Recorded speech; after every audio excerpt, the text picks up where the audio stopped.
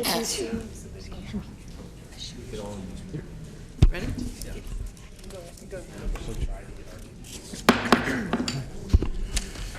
Good morning. Want to call to order the July 25th, 2017 meeting of the Sacramento County Board of Supervisors, and want to extend a very hearty good morning to all those who joined us. A small audience this morning, but we may pick up some folks as we go along the session today.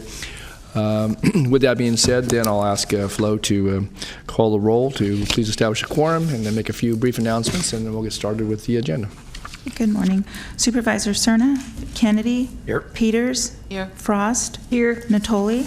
Here. And you have a quorum. This meeting of the Sacramento County Board of Supervisors is cablecast live on Metro Cable 14, the Local Government Affairs channel on the Comcast, Consolidated Communications, and AT&T U-verse cable systems. The meeting is closed captioned and is webcast at www.sacmetrocable.tv. Today's meeting will be repeated Friday, July 28th at 6 p.m. on Channel 14. A DVD copy is available for checkout from any local library branch. Members of the audience wishing to address the board may fill out a speaker slip and hand it to staff. When the chair calls your name, please come to the podium. Also, please take a moment to silence your electronic devices. Okay, thank you, Flo. Would note that Supervisor Cerna will be joining us later in the session, probably for the afternoon session. I know he's out of the area this morning attending a press conference related to signing some legislation, and he will be returning for the afternoon session, as I understand. He'll keep us posted. I understand Mr. Gill will be in contact with him as we go along today. So. That's correct. Okay, very good. With that, then, Flo, would you please lead us in the Pledge of Allegiance this morning? I pledge allegiance to the flag of the United States of America and to the republic for which it stands, one nation, under God, indivisible, with liberty and justice for all.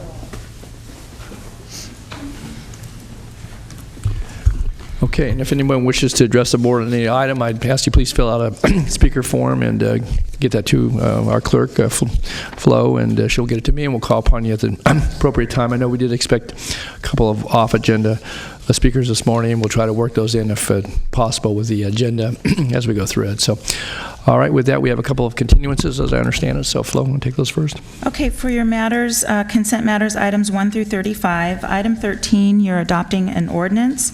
Amending Title 6, Chapter 6.105 of the Sacramento County Code relating to emergency obstetric pediatric medical services distribution of penalty assessment and tobacco tax funds. You waived reading on this on July 11th. For item number 20, you're introducing an ordinance adding Chapter 3.33, Title 3 to the Sacramento County Code relating to the establishment of an urban agriculture incentive zone. You're waiving full reading and continuing to August 8th for adoption.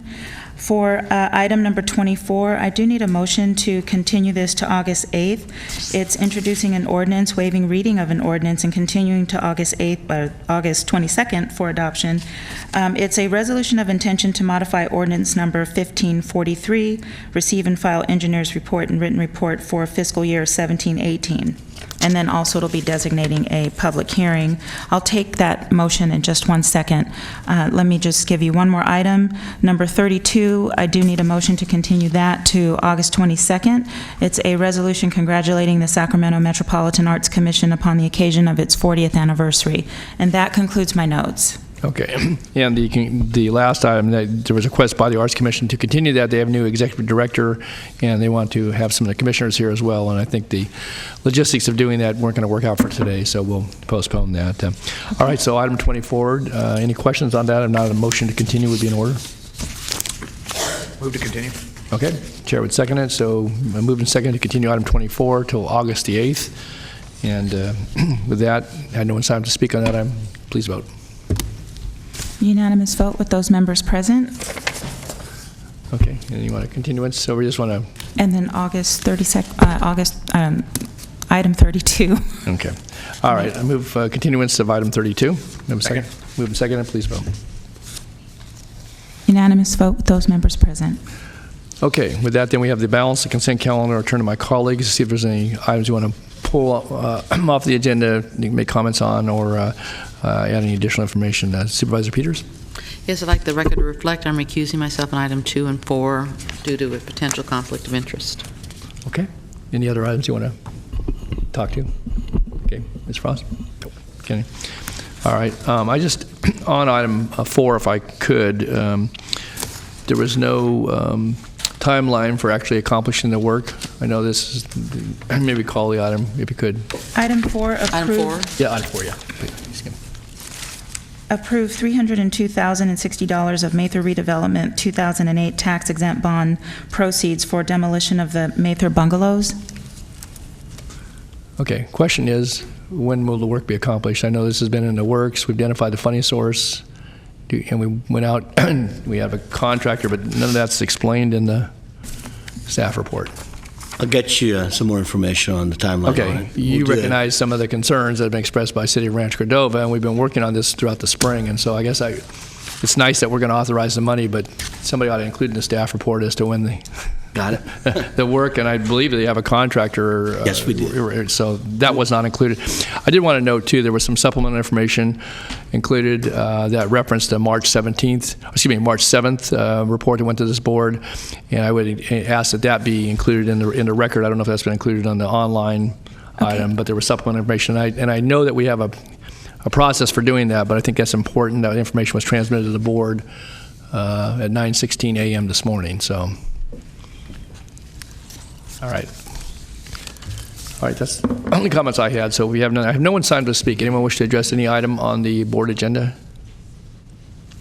All right, seeing none, then motion will be in order noting recusals on items 2 and 4 by Supervisor Peters, so. Move to approve consent. Okay. Second. All right, it's moved to second to approve the consent calendar. And if there's no further comments, then please vote.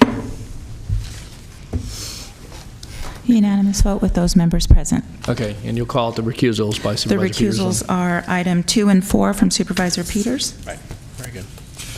Okay, next item, please. For item 36, recognizing Jeanette Dever for 35 years of service.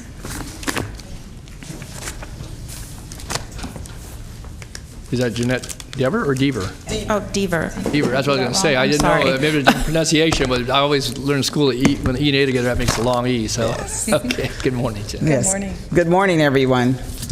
And good morning, Chair, Supervisor Natoli, Gladys Deloney, Deputy Director for the Department of Human Assistance. I am very happy and pleased to present this certificate for 35 years of service to Sacramento County to Jeanette Dever. Jeanette started her career in 1982 as a typist clerk and worked for Personnel Management, Health, and the Social Services Department, which is now the Department of Human Assistance. She enjoyed very much her time working as a typist clerk. In 1994, Jeanette promoted to eligibility worker in the Medi-Cal program. She later promoted to human service specialist in the CalWorks program. She is currently working in our Welfare to Work program at the Research Drive office. As a Welfare to Work worker, Jeanette enjoys helping people to overcome barriers to self-sufficiency. On behalf of DHA, we would like to thank you for your 35 years of service and continued dedication. You exemplify our core purpose to improve lives. Thank you so much for your years of service. Thank you. Thanks, Gladys. Jeanette, this is your chance. Since you're so early in your career, we thought you might want to talk about what your future plans are. So 35 years, that's great. So. Yeah, thank you. Yeah, I really enjoy helping people overcome their barriers to self-sufficiency right now. Later on, we'll be calling it employment services, and I think it serves the community well. And I just thank you for having me to be of service for this 35 years with the County of Sacramento. Did you think when you started out that you'd make a career path? You started out obviously as typist clerk, and so that was good work, tough work at the time. But your plan was to stay in public service? And I started so young that I didn't really know. So, at that age of 5, no. I just liked, working for a public agency, and then, saw job openings come up. I never really wanted to go much higher as a supervisor or, as Gladys. And so I'm happy where I'm at, and yeah, I've enjoyed it. Thank you. Well, that's good. Thank you.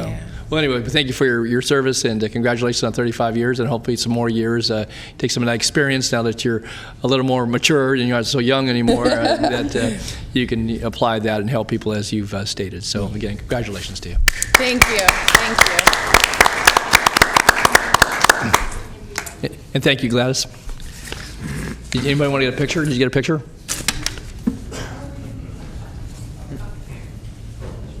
Okay. Why don't you get a photo down there at the podium before we go to the next item? Ann's going to do it.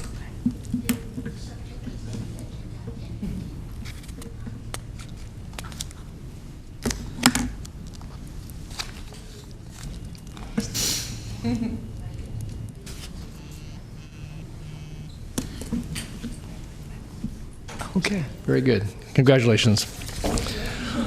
All right, we have we got 10, 15 items, and so we're going to have to wait. Is that I can take a motion on item 37 because we are going to continue that one as Right. well. okay? I did. That was coupled with item 30, but okay, we'll continue item 37. Okay. So move. Second. Please vote. Unanimous vote with those members present, and now you do need to wait until 10:15 10:15. unless you want to take up your 49. nominations. Yeah, we take up nominations. Yeah, 49. Okay, if people have if they're ready on item 49, Yep. call that, please.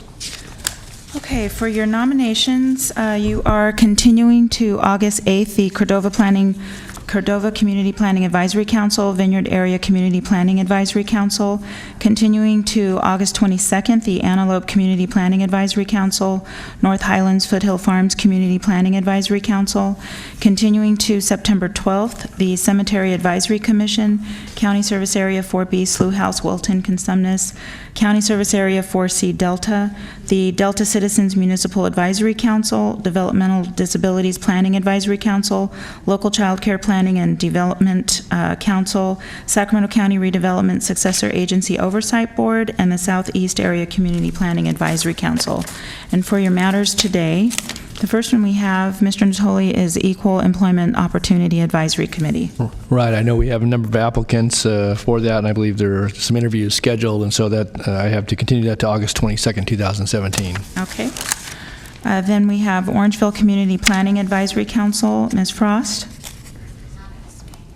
I nominate Sue Galster to replace Frank Almus and continue the remainder to September 12th. And then for the Sacramento County Treasury Oversight Committee, Ms. Frost. Continue to August 8th. And then we have the Sacramento County Youth Commission, Ms. Frost Continue to August 8th. and Mr. Natoli. Likewise, we have an interview pending with our applicant, and so August 8th. Okay. And then we have the South Sacramento Area Community Planning Advisory Council, Mr. Kennedy. Yes, District 2 nominates Erica Jaramillo and continue the rest till August 8th. Okay. And that concludes your nominations. Okay. And we do have off-agenda speakers, so we can go ahead and take that before we take a brief recess. So I have signed up Leslie Heimoff, or Heimoff? Is Leslie, she may have just stepped out.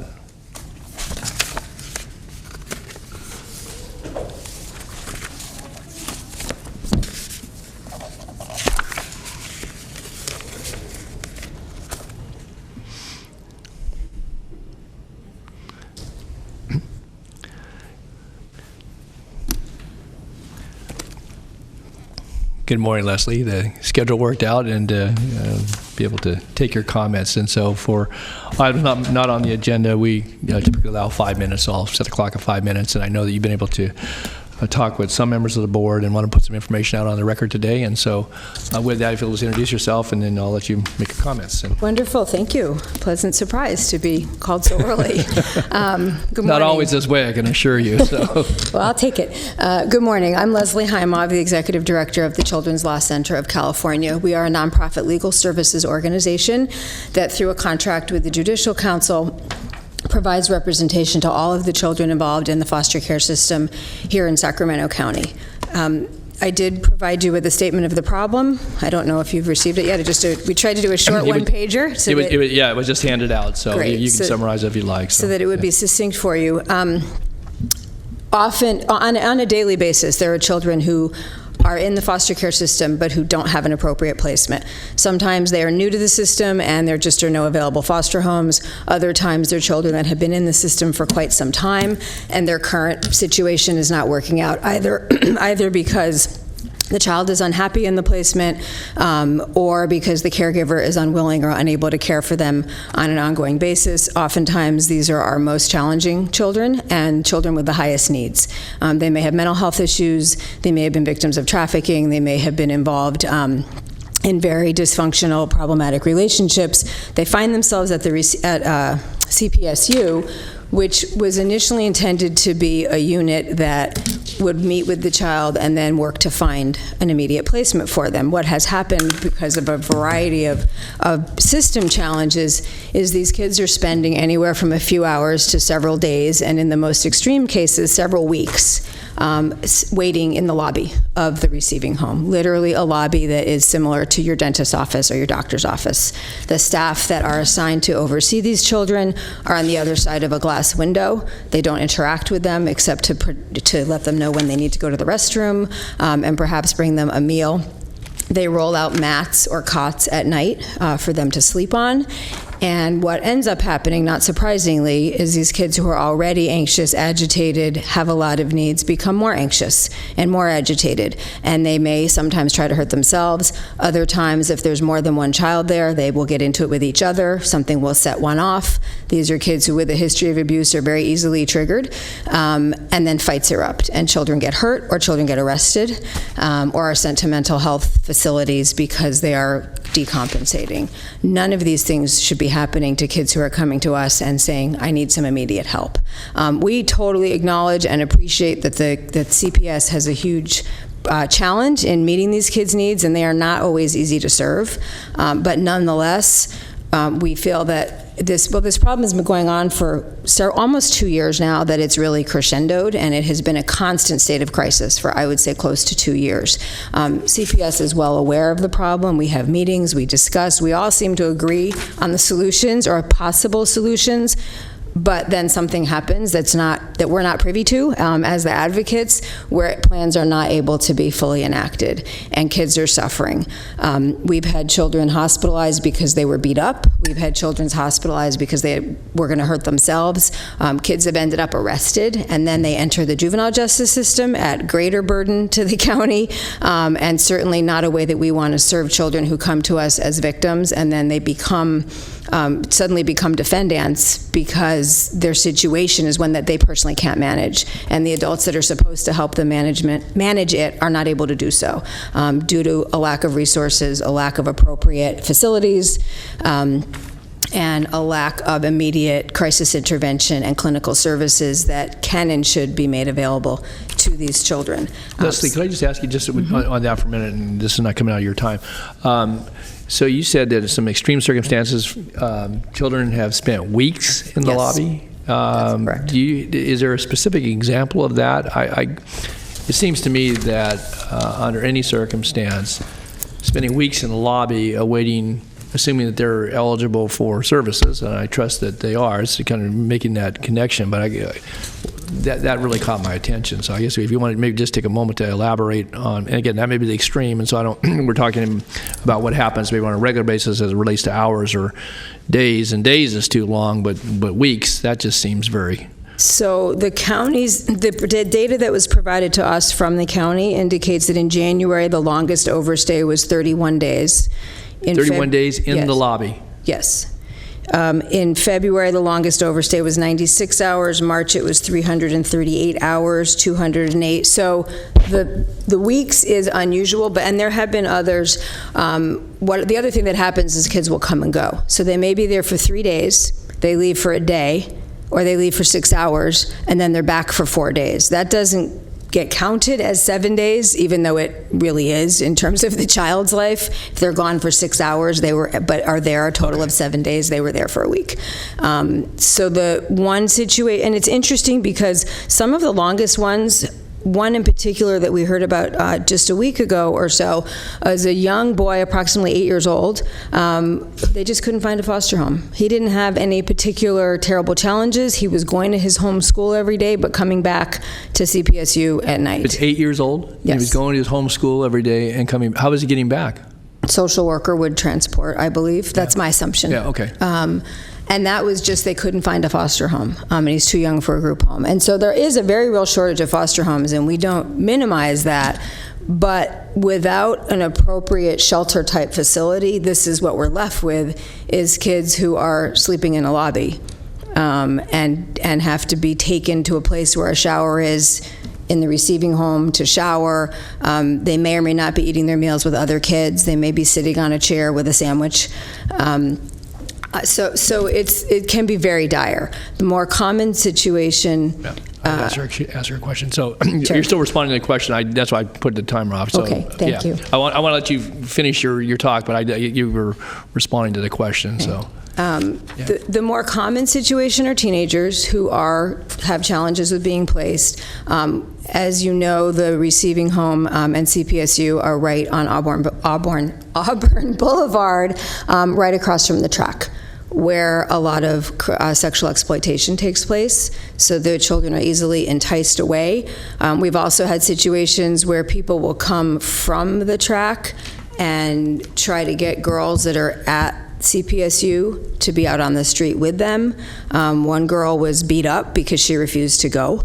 So it's a situation that takes on a lot of different forms, but again is very dire. So okay. I was mostly done, and would be happy. Oh no, I wasn't trying to cut you off. I just, but again, kind of give the question. But you also specify some things you'd like as far as action. So I'll let you summarize with those. So in terms of immediate action, I think the two most important things that we think are the easiest to implement are hiring and staffing trained clinicians that would be available 24/7. And we recognize that this person may end up with nothing to do for a part of their day, which is why they may have to have other job responsibilities. But the current system, whereby if a child becomes agitated or if a fight has happened, then an emergency clinician is called in, doesn't work, and we wait for the problem rather than being proactive and having someone available who can help these kids to settle down and start to talk to them about what's really going on in their life and actually make a plan with them that might work.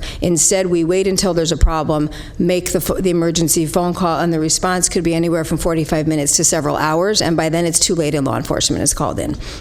So there needs to be clinical staff on site 24/7 available to these children. In addition, the staff who are there just to provide general oversight need to be trained in trauma-informed practices and need to have their job description changed so that rather than, I'm so sorry, I'm breaking your microphone. Okay. Rather than sitting on the other side of a glass window, that they're actually interacting with these children and starting to form relationships with them and build some trust so that we can find out what's really happening with them and meet their needs better. The third thing that we've identified is we don't think any child should wait in the lobby for more than 30 minutes. If it's really just a waiting for, which is what lobbies are for 30 minutes or so. I mean, any of us after 30 minutes waiting for an appointment, we're pretty restless, right? And in order to achieve that, the county's going to have to fund additional shelter beds that can be held empty, waiting for these kids to come in so that there is a bed in an appropriate, habitable place for them to be, a place that is designed for sleeping, not a place that is makeshift for sleeping. And for other self-care and whatnot. And lastly, there was an effort about a year ago. The department, CPS, held a community meeting. It was very well attended. There were 50 or so organizations that showed up, both county and private organizations, and there was a lot of enthusiasm for things that county partners could do to ease the burden on the CPS staff and to make the time that the children spend waiting more productive and more useful. There was a little bit, there was an initial interest and effort, and it fell by the way. And I think it fell by the way because it wasn't anybody's job to keep it going. It was more just hopefully everybody will show up, and then when that's, people lost enthusiasm, it didn't happen. So those are the short-term solutions. Long-term, we recommend that the assessment center be moved to a location that is better suited for foster youth.